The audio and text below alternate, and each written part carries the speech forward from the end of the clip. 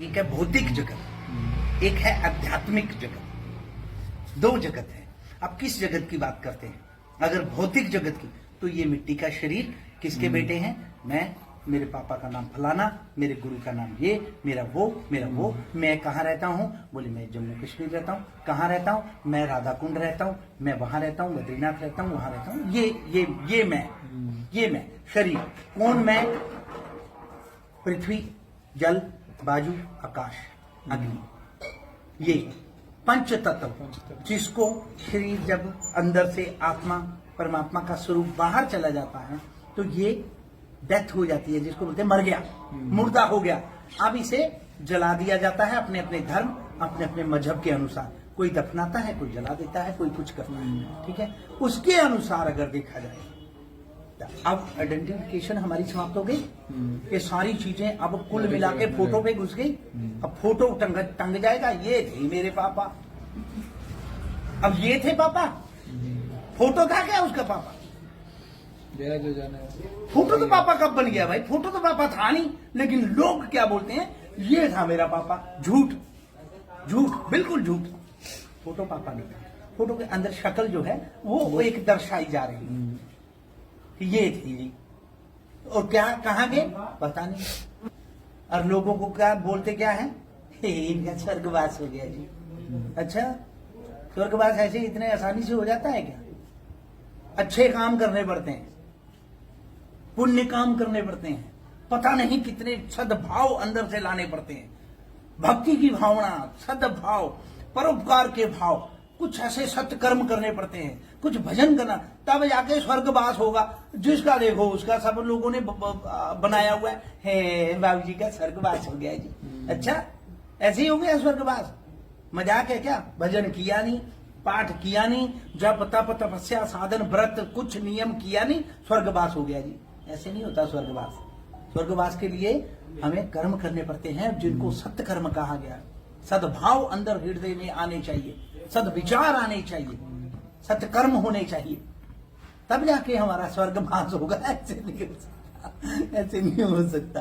तो इन चीजों को देखते हुए अगर देखा जाए तो जो आइडेंटिफिकेशन आपने बोली वो शरीर की बोल सकते हैं। बाकी जो हमारा अध्यात्म जगत है वो हमारा आत्म स्वरूप परमात्मा के साथ संबंध है, वो तो भजन के साथ होता है।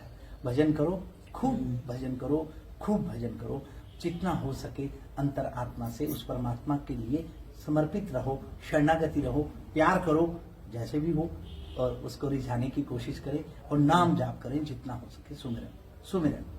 सबसे दूसरे की आत्मा को ठेस न पहुंचाए। वो नहीं, ठेस तो पहुंचेगी।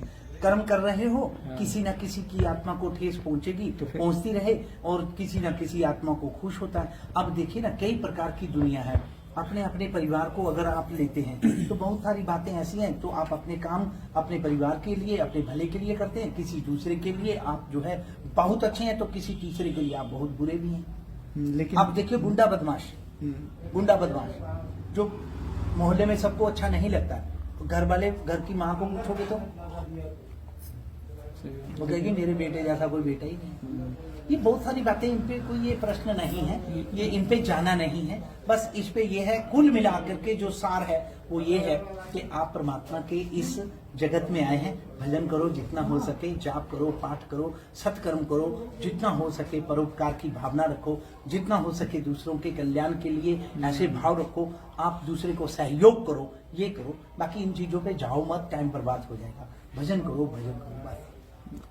एक चीज और, जैसे आत्मा और मन दोनों चीज डिफरेंट है, तो जो ठेस पहुंचेगी वो मन को पहुंचेगी, आत्मा को नहीं। क्योंकि आत्मा हम सत्कर्म कर रहे हैं, सारा जगत मन का है, मन को ही ठेस पहुंचे। और मैंने बोला कि आत्मा को ठेस ना पहुंचे, तो आत्मा को पहुंचती नहीं है। लेकिन हाँ, आत्मा को पता है, दुखी करते हैं ना किसी को कोई, तो वहां पे क्या होता है, मन जो है शून्य की ओर जाता है।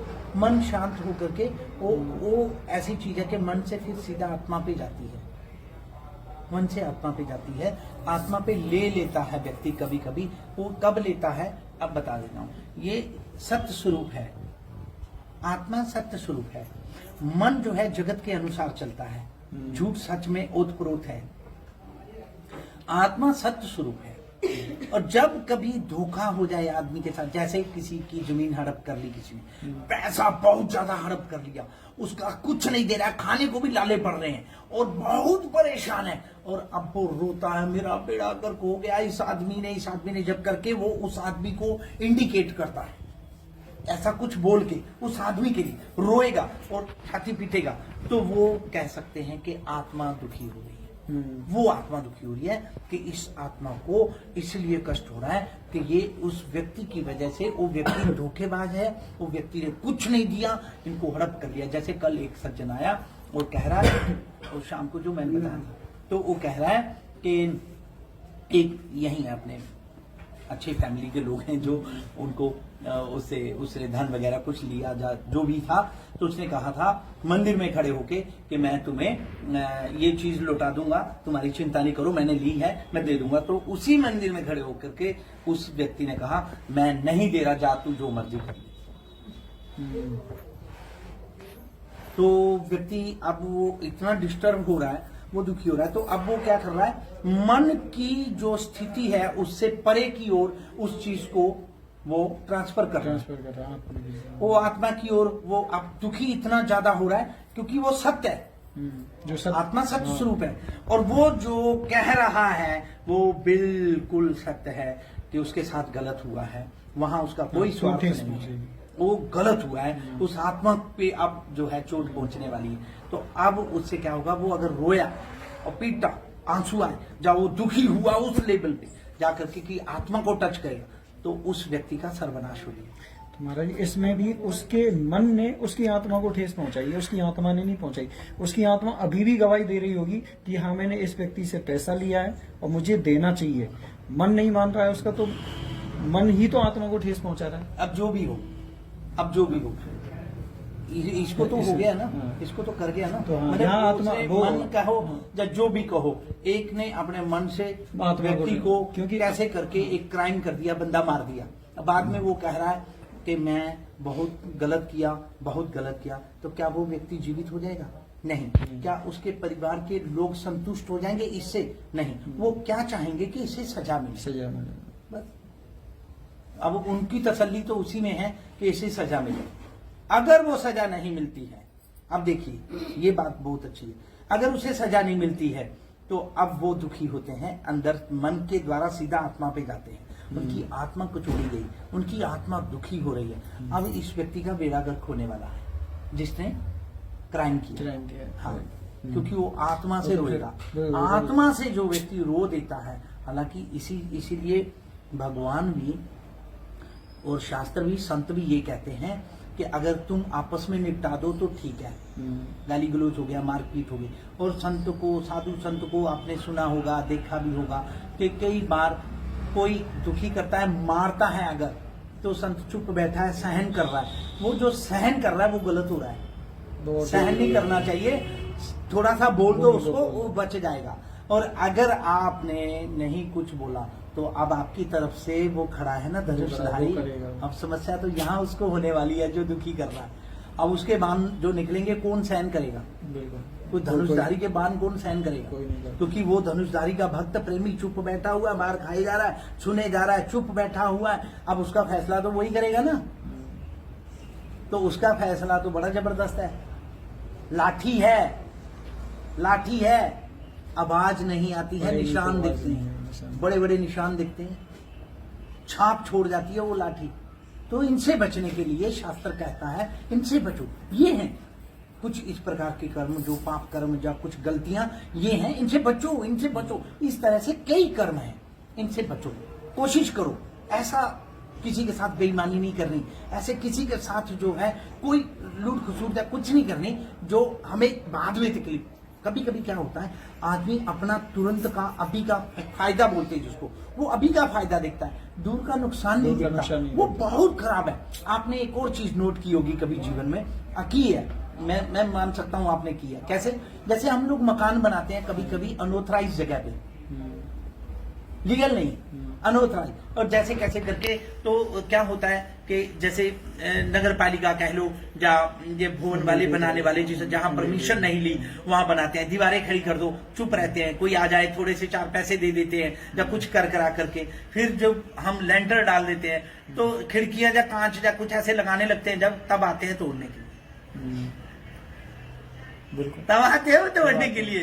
जब उनका कैसे लगेगा बड़े सिस्टम। ज्यादा नुकसान हो बिल्कुल, जाए, ज्यादा नुकसान। दीवारें जब खड़ी हो रही हैं तब कर दें, क्या दिक्कत है, तब भी कर सकते हैं, लेकिन नहीं, ऐसे टाइम पे करेंगे जब लेंटर डलने वाला हो। लेंटर डलने वाला। इतना दुखी कर दो इसको, बोले कि अब ले मजा, ये होता है। तो इसीलिए इस तरह से कोशिश करनी है कि फायदा पास वाला देखने के बजाय इस एक नजर इधर भी करनी चाहिए कि दूर में बाद में 10 साल बाद, जब 15 साल बाद, या जब भी मेरे को क्या नुकसान हो सकता है, वो ज्यादा होगा, वो बड़े बड़े आंसू गिराने पड़ेंगे, दिमाग ज्यादा तेज होगा, उम्र भी होगी, फैमिली बड़ी होगी, बड़े धन होंगे, बड़ा वैभव होगा, वो छत गिरने में ज्यादा नुकसान होगा। तो ज्यादा बड़ी कोठी होती है ना जो गिरेगी तो ज्यादा दिक्कत देगी, छोटी झोंपड़ी गिरने से कोई दिक्कत नहीं है, उसे मांस बल्लियां लगा के छप्पर छा दो, कुछ नहीं होता। लेकिन बड़ी कोठी गिरेगी तो बड़ा नुकसान मैंने बड़ा रोना। तो इनसे बचने के लिए शास्त्र, संत महात्माओं का ये इस प्रकार का जो आदेश संदेश है उस पर विचार करना चाहिए, उसको गौर करना चाहिए और उनको समझ करके अपने जीवन में उतार करके हरि नाम संकीर्तन, भगवान का भजन करना चाहिए। राम राम।